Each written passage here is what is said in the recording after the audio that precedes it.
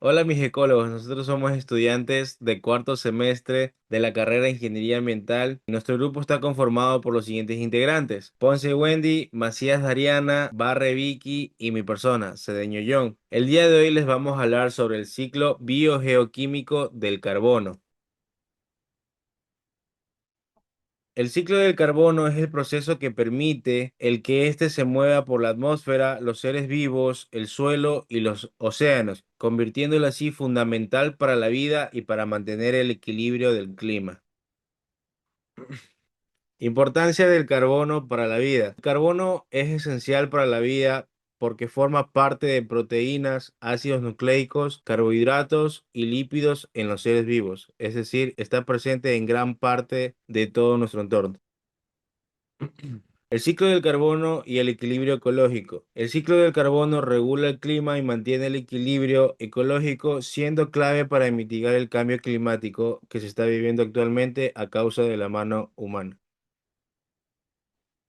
Procesos naturales y humanos en el ciclo del carbono. Y en el carbono se mueve entre reservorios naturales, también actividades humanas como la quema de combustibles fósiles y deforestación. Altera este equilibrio. En lo que es el intercambio de carbono entre atmósfera y biosfera, el carbono se transfiere mediante fotosíntesis, respiración y descomposición, circulando a través de las cadenas tróficas y acumulándose en combustibles fósiles.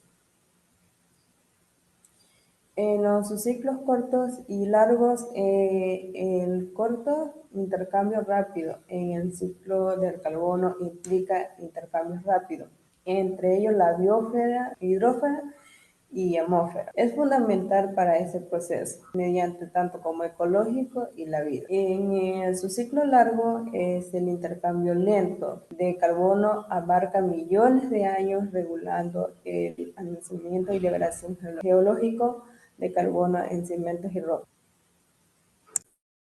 Bueno, yo les voy a hablar sobre los procesos fundamentales del ciclo del carbono.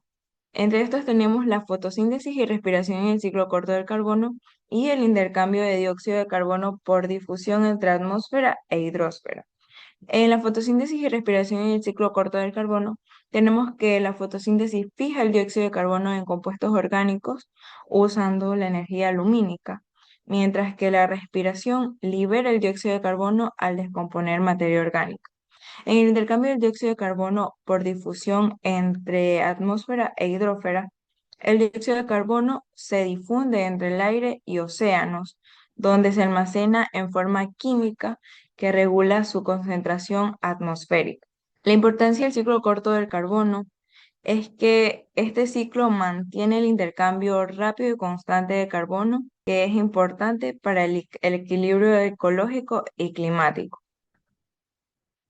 Procesos fundamentales del ciclo largo del carbono. Entre estos tenemos el desgaste y erosión de rocas, la sedimentación y fosilización. En el desgaste y erosión de rocas, la meteorización química y física descomponen rocas carbonatadas, liberando iones de carbono que se transportan hacia los océanos y otros reservorios. En la sedimentación y fosilización, los sedimentos con carbono y restos orgánicos se compactan formando rocas sedimentarias y combustibles fósiles, almacenando carbono a largo plazo.